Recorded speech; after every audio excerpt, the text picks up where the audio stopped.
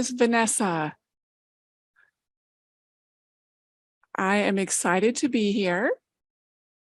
And I'm sure you're probably wondering why we have an interpreter. Well, that is because I am deaf.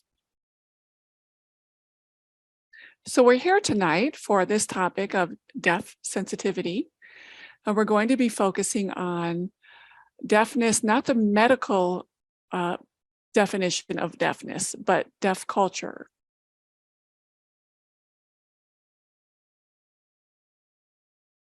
I work as the outreach and training coordinator at the Commission for the Deaf, or Louisiana Commission for the Deaf, or LCD. My family is all hearing. I'm the only one that's deaf. My husband is also hearing. I have one daughter who is hearing. I'm the only deaf in my family. I was 2 years old when my parents realized I was deaf. And it is traced back to my great aunt and uncle who took care of me, who noticed that I wasn't responding to noise when I was 2 and told my parents, and I wasn't talking yet either. So that's when they realized that something wasn't right at that time. I never went to see a doctor until much later, and I'll be explaining that later in my presentation. Now, I did go to school at the age of 6. And I was in the mild to moderate class, special needs class, which wasn't a good fit for me. I went to the mainstream program until I was 13, and then I went to the School for the Deaf, Louisiana School for the Deaf in Baton Rouge. And then I got homesick. I went back to the mainstream program and I graduated from Lafayette High School. And I worked in the school system for 17 years as a paraprofessional, dorm supervisor. And I just loved my job working at the schools. Now working at Louisiana Commission for the Deaf, I've been there now going on 3 years.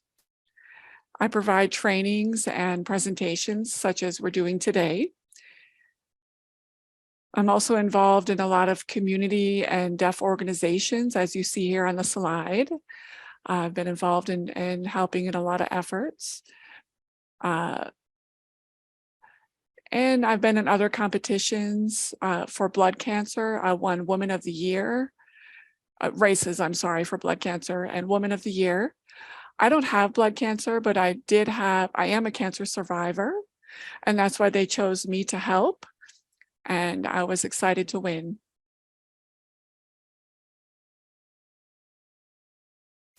So I'm wondering about who is involved here tonight. I'm curious about all of you. Do you have a deaf child? You can type your answer in the chat if you don't mind.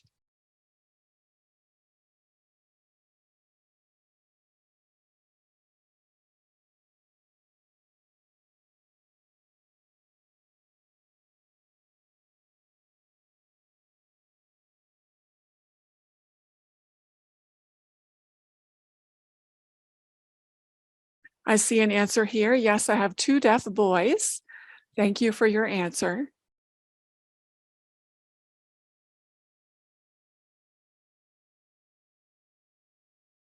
Okay, so now I know how I have some parents here. You have come to the right place to learn about deaf sensitivity.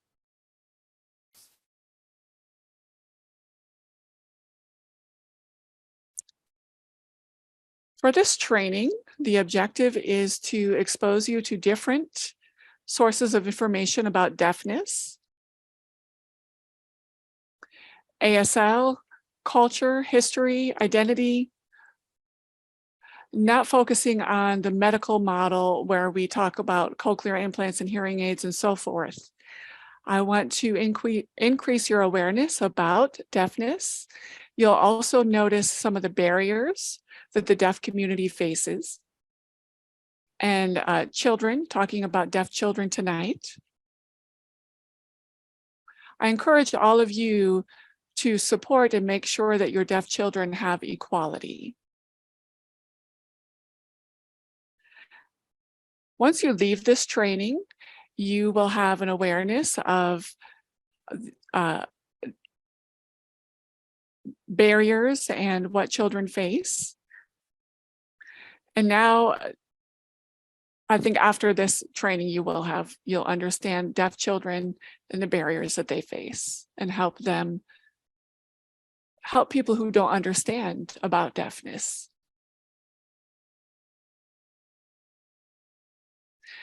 As well as people that you work with, family members and friends who might not understand your child and what being deaf is like. And working with interpreters or paras or the school system, you want to make sure that the child has no barriers. That's very important, to have a child who has access to meet all of their dreams without any barriers. This is the overview for tonight. You can go ahead and read the slide on your own.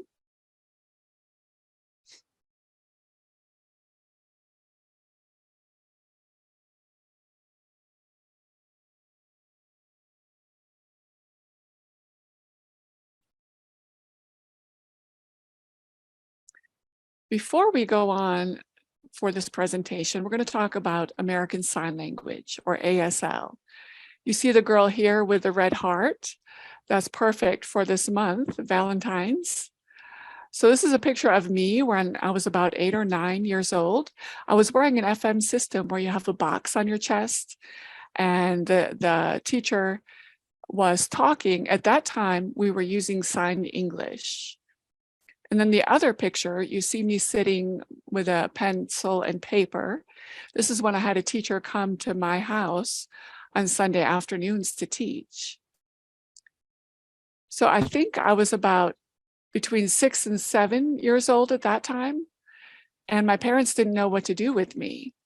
So they put me in the mild to moderate classroom, spoke to a special ed teacher, and we realized that I was not a good fit for that class. There was no sign language, no other deaf children. And my parents didn't know what to do. They were heartbroken. So one day my mom was just fed up because I was so frustrated. I was crying, telling her I didn't want to go to the classroom. And that's when I noticed that something was wrong with me. And I didn't know, or I thought something was wrong with me and wondered why my parents put me in that classroom. So my mom brought me to an audiologist and found out that yes, indeed, I was deaf. The audiologist had a deaf ed program in the same community where we lived. So mom brought me to the class, the deaf ed program, and I was just so happy to see other children like me. I was so excited. I learned sign language. I learned signed exact English. And I was in speech, I think, for 11 or 12 years. And I did use a hearing aid. You can see here the FM system in the picture. I wore that until I was 13 years old. I was placed in an oral program, a lip reading program. And guess what? I failed. I told my mom, my friends had went on to the school for the deaf, one of my friends. So I told my mom, I want to go to the school for the deaf. And my mother was hesitant. She wanted me to stay at the school where I was with the mainstreaming program. So when the school bus came to get me, I refused to get on the bus in the morning. And my mother told me to go, but I refused. I was 13 by that time. I was a big girl. So my mother couldn't physically put me on the bus. I didn't go to school for a month. I didn't want to go back to that school. I was failing. I needed an interpreter. So one day, finally, my mom gave in and she took me to the school for the deaf. And I was shocked to see the culture, to see the ASL. And that's where I started to develop an identity, a culture. I was just in awe. I had never really seen deaf adults, and it's inspired me. And I saw American Sign Language. Up to that time, I had seen signed exact English, which was in English word order.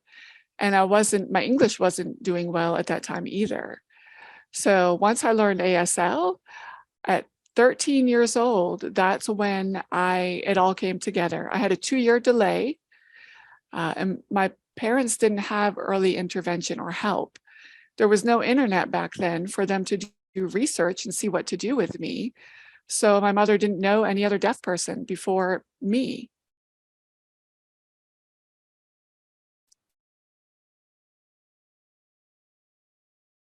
So she was trying, you know, her best, like she did with my siblings.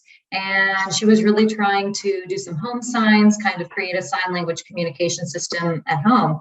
And I was 13 when I learned ASL, and that was what worked for me. So looking at this slide right here, what is ASL? So I want to let you know that American Sign Language is what we as the deaf community use to communicate. This is what's used here in America and in Canada as well. And it's actually, you know, there's obviously ASL, there's French Sign Language, there's different sign languages in each different country.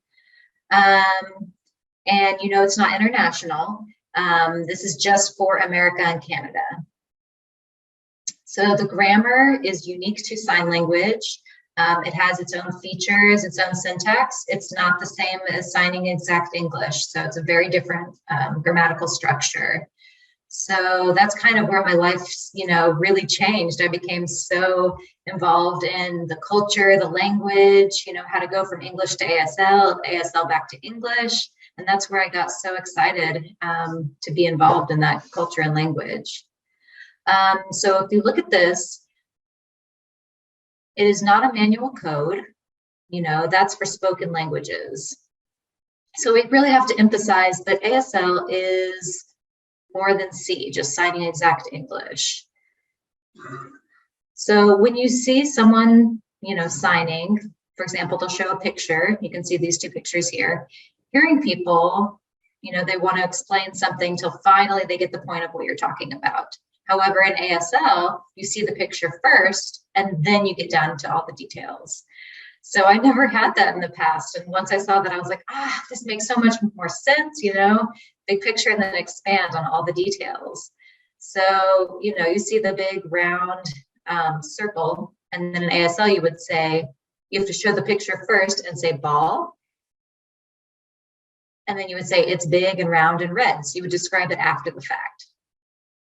So it's a similar concept like in Spanish or French. Again, they have a similar sentence structure to ASL, not English. It's a very different syntax. So the point is, between English and ASL, it's very important to have access to both languages. So if you know one language only, it's going to be very challenging. You're not going to be able to read and write fully if you don't have access to both languages. So you can see all of the features here. We have all these different features in ASL. Now in signing exact English, it doesn't really include a lot of facial expressions.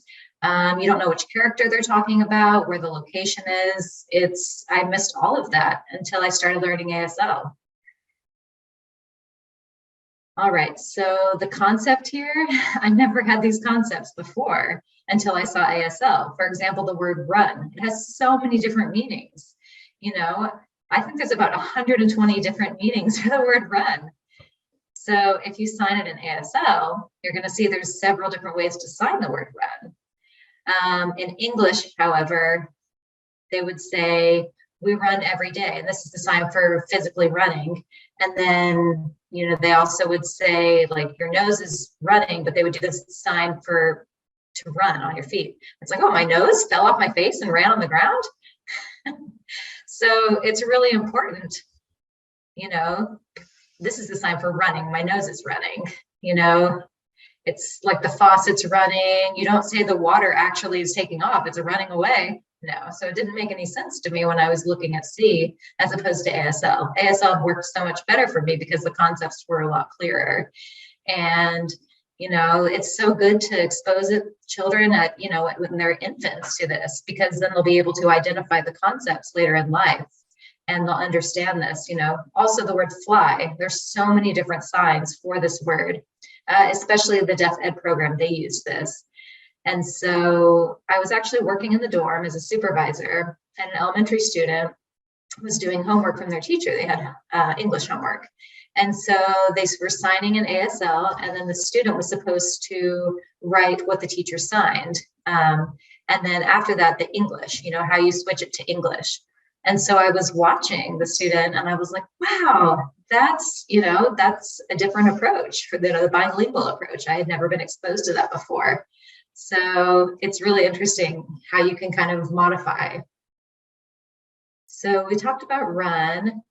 You can actually even use another word with the same concept for run. Let's see, fly as well, like a bird flies. Or you fly on the airplane, So I really enjoy kind of playing around with the words and language. And a lot of deaf children also really enjoy that. And when they just have access to English, they can't play with the language in the same way. So when teachers of the deaf can expose them to this language that way, especially telling stories and books, poetry and things like that, it's really incredible to use all this. It's very helpful to have all this vocabulary, and they'll develop language a lot faster. All right, deaf culture. I'd like to explain a little bit about it. So when I went to Louisiana School for the Deaf, oh my goodness, I was overwhelmed. I was very shy when I was in the hearing school. So for example, the teacher would finish their lesson and the students would have questions. But personally, absolutely not. I was so embarrassed. I was kind of afraid of what the hearing students would think of me. I thought they would laugh at me and say, oh, your English is lousy. And I also had, no trust in my own skills, no confidence. And so I was very, very shy. And that definitely prevented me from asking all the questions I had. So later I'd ask my mom, why this, Mom, why that? And she would say, well, why did your teacher explain that? Until I got to the deaf school. So in my classroom, there was 1 teacher to 7 students. That was the ratio that we had in the classrooms at the deaf school at the time, either 6 or 7 students per teacher. And I was like, oh my goodness, I saw the different students, get the teacher's attention and ask all these questions. And it was more of a dialogue. And I thought, wow, the teacher pointed at me and I was afraid, and I still went ahead and tried. And, I asked just kind of a short and sweet question, and then I would gain confidence with time. And then I started asking a lot of questions. And finally, I had the confidence inside myself to be able to really ask questions and ask for clarification. And I found out what I had been missing. So at the dorm, we had staff who signed stories. So they would read books, tell jokes, read poetry, where the students were able to copy that. They also had clubs and sports. So at hearing schools, I wasn't involved in any of that. Theater, the Christmas play. I remember I would go up to the table and I would just look around, and, they had like a Christmas show. They tell all the stories. In the past, I was never involved in any of that. But I was so inspired at the deaf school. Finally, I was able to find my own identity. I hadn't really accepted who I was at the time. I just was really unsure of who I was. I felt like there was something wrong with me. I was kind of little d deaf. I didn't understand what deaf culture was. And I became big D deaf in my 30s, really. That's when I, went from being just a baby deaf person to a deaf adult. So, you can see here on this picture, it says my eye is my ear, my hand is my mouth. So comparing the 2 different cultures, hearing and deaf cultures are incredibly different. It's really interesting, like in deaf culture, or in hearing culture rather, it's very rude to point. However, in deaf culture, it's fine. It's appropriate to point to people because you're giving the adjective for whatever you're pointing to. So it's okay to do that. It's acceptable in our culture. In addition, when you're communicating with someone, you always keep eye contact. You don't, lose eye contact, because hearing people can rely on their ears to listen. It's not as necessary, but with us, you have to maintain eye contact with the person who's signing. If not, it's rude. You'll say, you just missed what I said if you weren't looking at me. And the cool thing about, for example, at the cafeteria, we all sat in a circle so we could eat and chat at the same time. But at the hearing school, that was very different. When I get together with family for Thanksgiving, everyone kind of takes their turn. Once they finish eating, then they speak. We don't really talk with our mouths full. In a deaf culture, that's very different because we can sign and eat at the same time. Also, for goodbyes. In hearing culture, it's a pretty short process. In deaf culture, it's a very lengthy process. Okay. I'm trying to remember where I left off. Okay, I remember now. So two students hadn't seen each other in a long time. And then in the college class, it was time when class was done and everybody was leaving. The interpreter already left, and the teacher flicked the lights on and off and told the two deaf students it was time to leave the classroom. And both of them left and said goodbye. And it took so long because we were in the hearing world. We didn't have anybody to communicate with freely like that in sign language until we saw each other in the classroom. So long and short introductions in deaf culture, typically, I would tell somebody about someone else by saying, oh, they had 15 pieces of pizza. So I might say that, wow, they ate 15 pieces of pizza. That's the person. And then say what their name is. And kind of make that link to know who that person is by giving some background. But hearing people don't do that. And you see the word earth and ith, because in the word earth, you see the word ear. People rely on their hearing. But in the deaf world, they depend on their eyes. So ith instead of earth. And now barriers to equity. You see the pictures here? This is what happens today. A hearing baby is able to learn sign language and spoken English, but a deaf baby is not. Oftentimes they're discouraged from learning sign language, saying that they won't be able to read and write and won't be able to speak. But a deaf child should be given everything and every opportunity and be exposed to two languages. In the beginning, I only had English, and I had a 2-year delay. It's referred to as language deprivation. And I don't blame my parents, they did their best. But this picture speaks volumes. So these are reasons why your baby needs to know sign language, as well as parents. You need to give them everything. American Sign Language. Other ways of trying to teach children, like lip reading or oral or cued speech, those are all considered tools. And if that works for the child, that's fine. But it's important to also expose children to American Sign Language. You see here, the doctor is telling the parents that their baby is deaf, and the parents are excited. So your child is beautifully made exactly the way they are. They're just fine the way they are. And if you look at me, as I explained before in my bio, I told you about my school experience, my work experience. Now I have a state level job. And I've worked hard to get where I am now. And I'm thankful that I've had wonderful parents who did their best. I've had teachers, deaf role models, so much support along the way. It's been wonderful. I thank all of them for encouraging me, inspiring me. So don't give up. Do what you've been doing. Keep at it.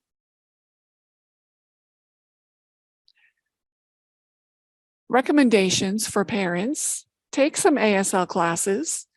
You don't have to be expert at sign language. Use what you know. Do what you can do. The child will be so thankful that you tried your best to communicate with them, regardless of how good you are. Tell stories. And if you're wondering how to do that, you can have a deaf role model. You can contact PPEP. You can contact Natalie, Hands and Voices, and they'll show you how to sign stories with your child. Get feedback from deaf role models on how you can improve, and feel confident signing to your child. Literacy, reading and writing, is important. You want them to succeed. And you want to make sure that the child has accessibility to whatever works for the child. If they need an interpreter, they can have a sign language interpreter. Make sure at school, children have the appropriate accommodations that meet their needs so that they can learn. You parents are the advocates for your children. My mother was a wonderful advocate, making sure that teachers were able to help me when I struggled with homework or whatever problems I had. And the teachers did help, and the interpreters as well. My mom felt she wasn't qualified to teach me, but she did her best to advocate for me. Make sure to have deaf role models in your child's life. That makes a huge impact for you and for your child. And there's positive support systems too. There's other parents out there who have deaf children. You would be surprised how much you have in common and how much you can help each other and encourage the children along the way. And your children can become friends, play together, have that communication, and that will help them to grow too. An important thing to do with your children is to label everything in your house so children can develop vocabulary by seeing words in written form all over the home.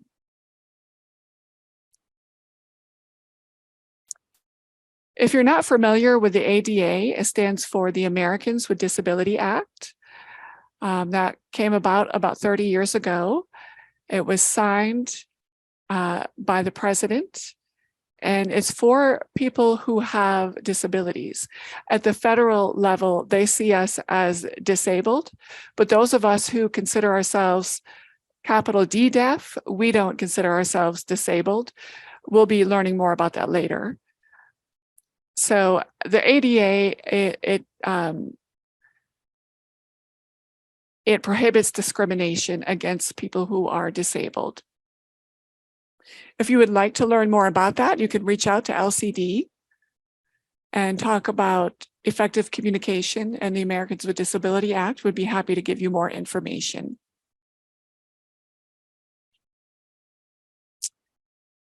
The word autism, I want to give you an idea of what autism looks like. It's a brief video.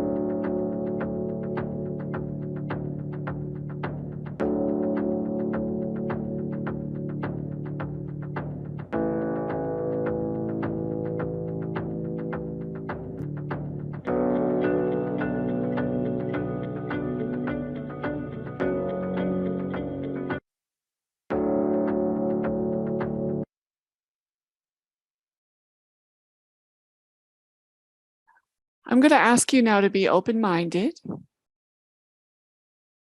and understand why this needs to be shared and expressed. It's very common. That's where the deaf community, children maybe don't know how to advocate for themselves until they get older. And then they might wonder why they're experiencing autism and ask other deaf adults if they are experiencing the same thing. So deaf sensitivity training needs to happen everywhere. And you as parents, you can advocate for your child. Deaf role models can too. So you can see these words here. I'm not going to read all these words to you, but just keep these in mind, such as the words hearing impaired, special ed, limited, or saying, I'm sorry, like you just saw in the video. I'm sorry about someone being deaf. I'm sorry your child is deaf. And, you know, parents can respond with something like, my child functions normally. My child is beautiful the way they are. Nothing to be sorry about. So it's important to have your child be exposed to those kind of responses so that they will feel loved and be a part of things and be able to dream and achieve their dreams. Often the world tells us, no, you can't because you're hearing impaired, or children are put in a special needs classroom like I was. I was in a mild to moderate class and I knew I wasn't in the right place. I didn't learn anything. I had no way to communicate. I didn't have any friends.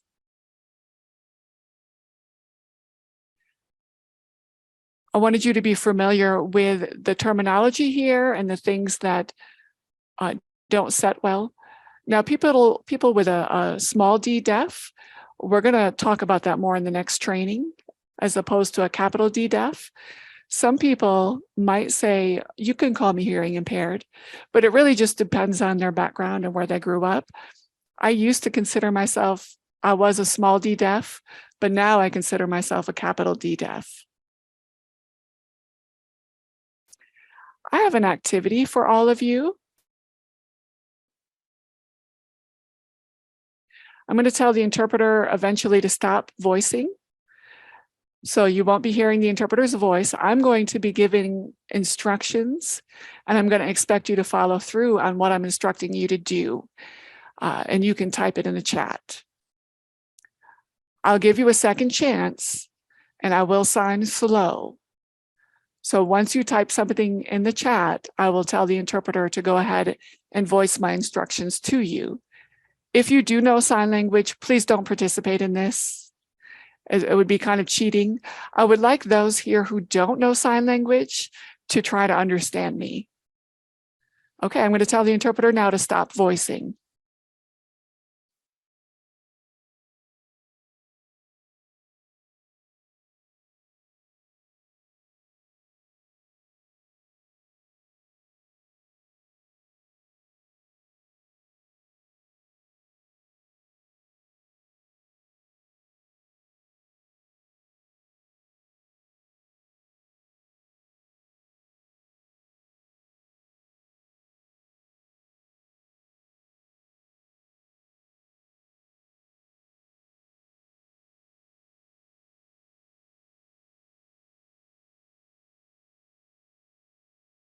Maybe all of you already know sign language. Okay, I see here we have an answer that says, I know ASL, I will not participate. Okay, and that might be the case with others here. Yep, I see another response. Don't worry about this activity then. We'll go on to the next slide.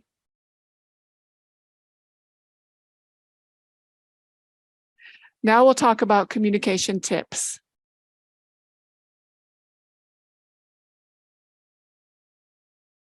So how can you communicate with a deaf child? Like I said before, take an ASL class.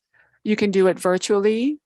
You can do it at a community college or an organization that offers it, a school, a deaf school like LSD, to learn how to communicate with your child. Lifeprint.com online, you can practice fingerspelling. Fingerspelling will help your child to become familiar with words. If you spell a word and then show the sign for the word, that exposes your child to vocabulary, English vocabulary, and sign language. If you're not sure how to sign something, you can draw it.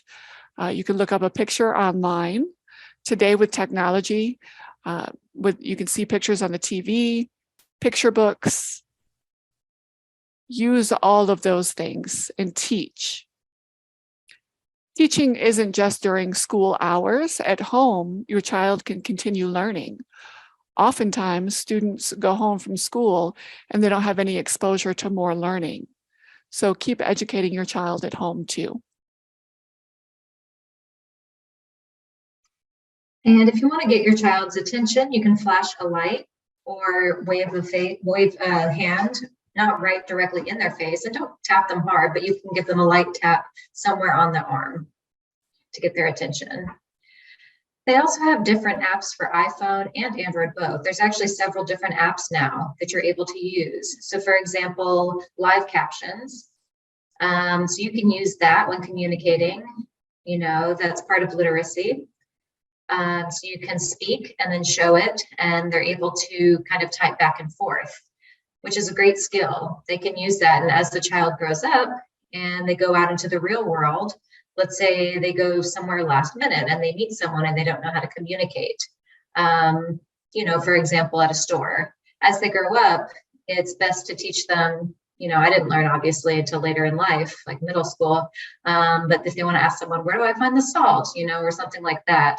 And the person who works at the store can see on the phone what they said, and they can say aisle number 4. So it's a really good opportunity for them to practice those real life skills. And you want to make sure to show your eyes and make sure your mouth is clear for them to be able to see. It's very hard if you cover your mouth. For example, during COVID, it was a really interesting time for us. We weren't able to read lips. So if you can, make sure that you have a clear way for them to communicate with you. Try not to speak too quickly. Some of your kids can read lips already. Personally, I grew up obviously going to speech therapy, so I am very used to reading lips. And it's so important, just to make sure the child can see everything, make sure they feel that you're engaging with them.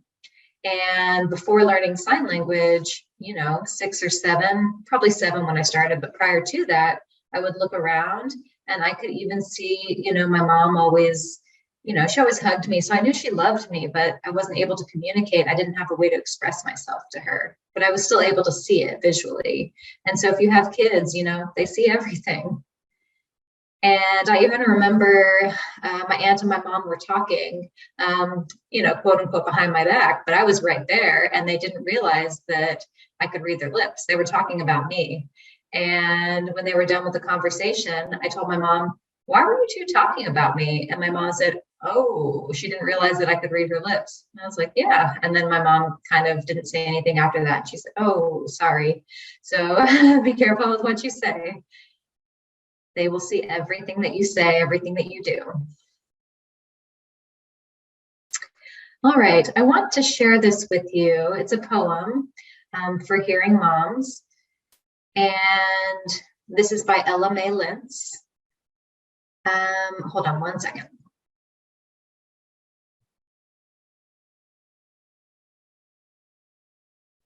Okay, again, open-minded, make sure they're paying attention.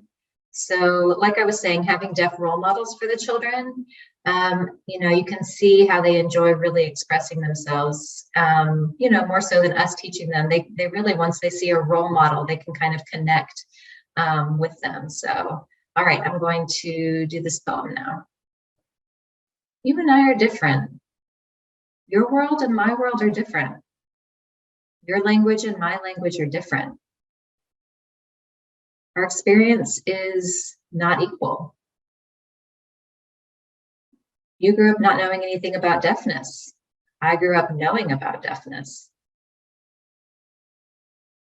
Now you've given birth to a baby, a little deaf boy.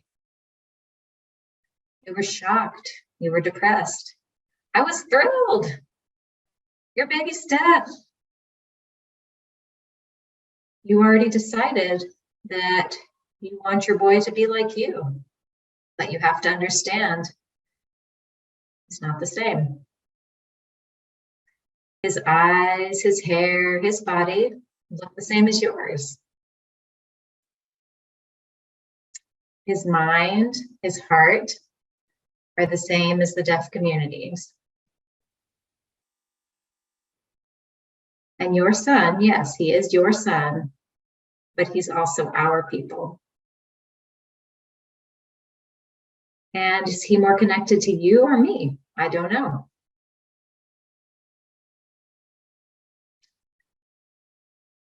You know, if you think of it, the boy is like a tree. He's not brushing you off.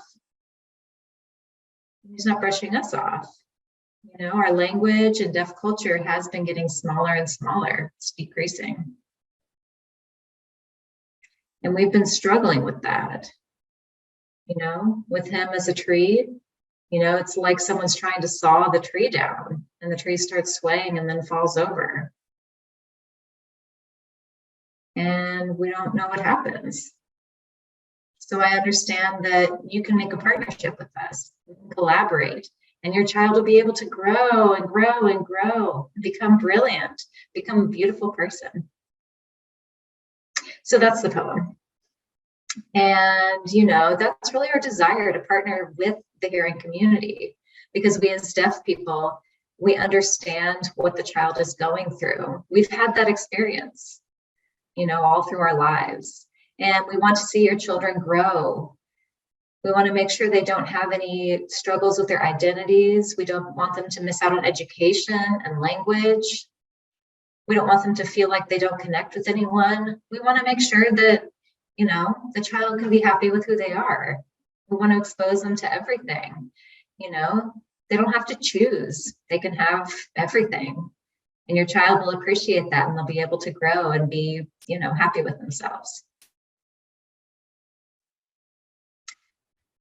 Plus, the child, as they grow, they're going to say thank you to their parents, just like I did with my mom, you know, who exposed me to all the teachers, even though, you know, I had a different experience, but I do thank them. So here you can see the ABCs. I encourage you to use this. You can print it out, put it up in the room, the bedroom, the bathroom, wherever.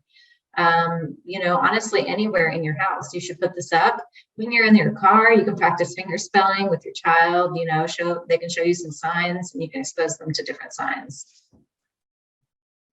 All right, so I think you already know some signs. So I encourage you to use these with your children. This is just an example. Hello, your name is, nice to meet you.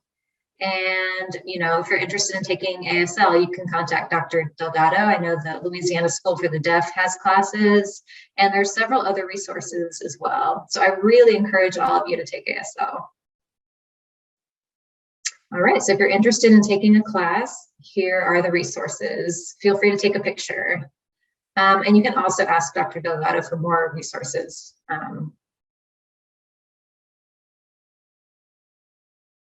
Knowledge really is powerful. You know, just writing off ASL altogether and trying to focus on the medical model, forcing children to be implanted and learn how to speak, as opposed to paying attention to the language, they can become language deprived. And so we really encourage you to focus on language first. And it's fine to have all those devices. They're just tools. And language is the most important thing. You know, and that's why we say knowledge is powerful. And this is from C.J. Jones, an actor, just very, very inspiring in the deaf community. So I took this. And then Marlee Matlin, this is a quote as well from her. And I do hope I inspired all of you. Oh, that's what the quote is. I hope I inspire people who hear. Hearing people have the ability to remove barriers and stop people from achieving their dreams. You know, our dreams are achievable. We can definitely achieve them. And I want children to see that as well. All right, and here is the Louisiana Commission for the Deaf's contact info. We have a Facebook page, and hopefully you can see that. Here's the website. We have the events, all the information is there as well.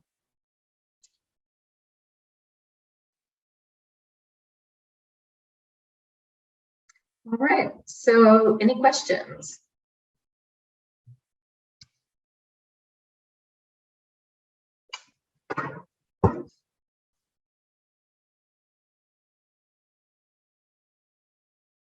Everyone's so quiet.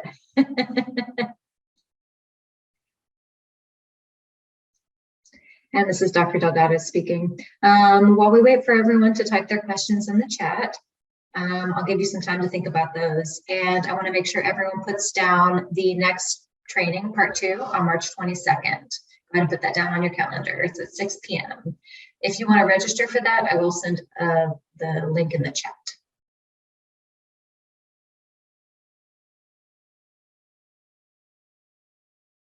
All right, so I just put the link in the chat, and make sure you click on part 2 and don't register again for part one by accident.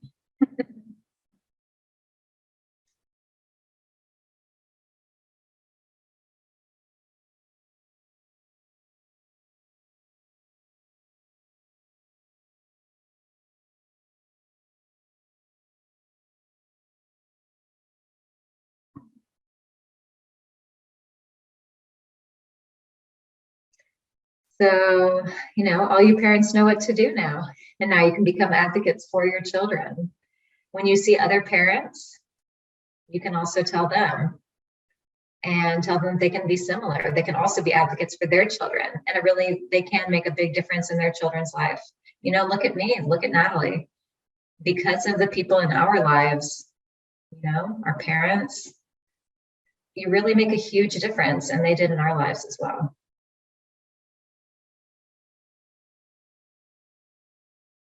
All right, thank you, Dr. Delgado, for this, inviting me tonight. And Dr. Delgado said, yes, thank you so much for coming. Thank you for sharing all of your knowledge tonight, Vanessa. We really appreciate and enjoyed watching your presentation.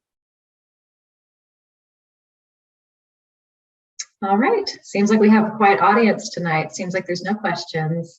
So if anybody wants to reach out to Vanessa, you have her contact information. And if you'd like to watch one of her previous presentations where she talks about telecommunication devices, we do also have that on our YouTube page. So that's under the Louisiana School for the Deaf.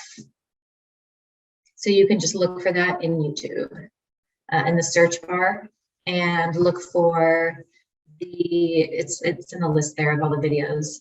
It's called Virtual Workshop Series. And then once you look through that, you can find her presentation about the different equipment that your deaf child would be able to utilize. For example, the flashing doorbells, the alarms, video phones, and several different pieces of equipment that you can plug in. And those are from the state of Louisiana.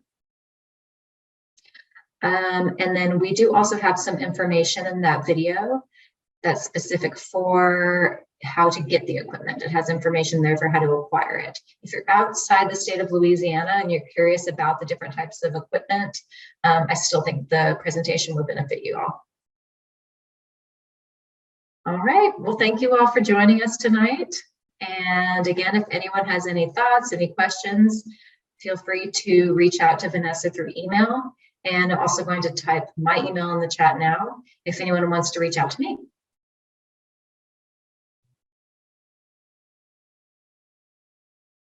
All right, the next workshop will be the part 2 of this, and that's going to be in April. We have another workshop working with AAC, which is alternative, augmentative communication.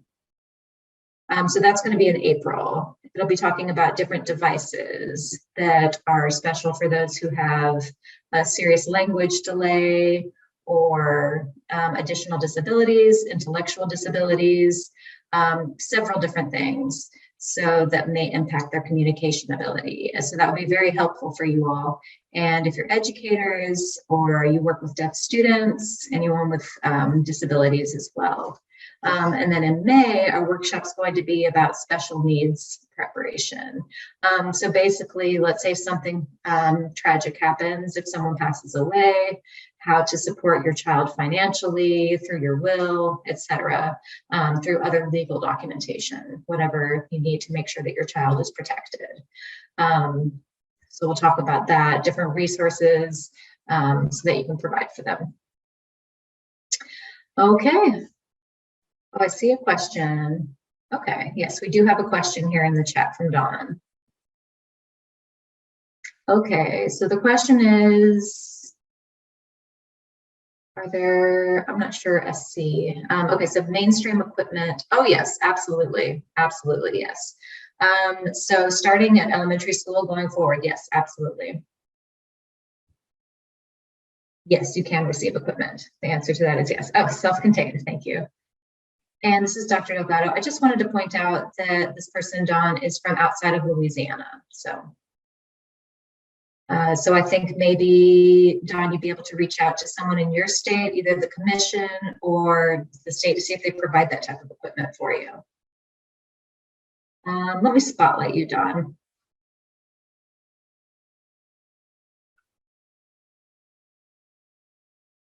Okay, would you mind saying that again? And Dawn saying, yes, I am in Louisiana as well. And where do you live? Vanessa's asking. Which parish? Calcasieu.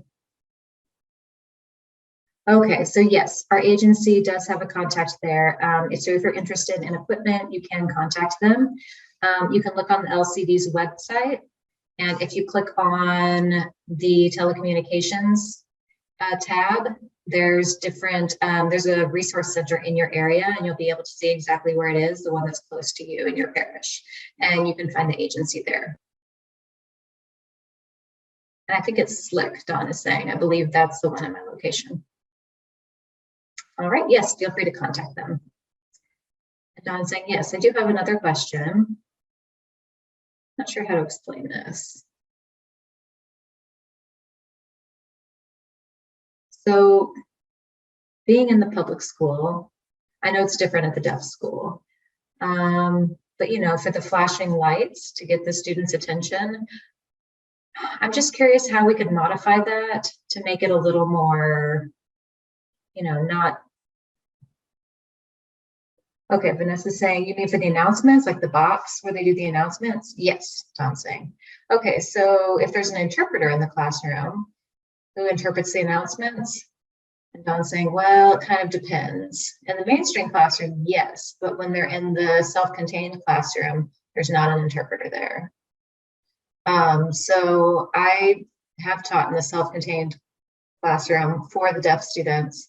You know, the two of us couldn't hear when they did the announcements, obviously, when they were speaking, we couldn't hear them. So we've been trying to figure out how we would be able to, you know, make it more visual for the deaf employees and the deaf students as well, in the self-contained classroom, because there's no one there. All the teachers who can hear aren't in the self-contained classroom. Does that make sense? And Vanessa's saying yes. I think maybe you have to speak to the school board, but I would also say research on the internet and see what type of equipment there is. Sometimes they have kind of like a screen with captioning. I can't remember what it's called. I want to say it's something like, it's like the huge conference center. I don't know exactly what the device is called, but it shows the captions. Yeah, I don't know what the name of it is. Like an LED, Donna's asking? Yes, exactly. Vanessa says it shows exactly what's being said. So I would propose that to the school board, and you can request it as an accommodation and then see what they say. Thank you. Donna's saying that's a good idea.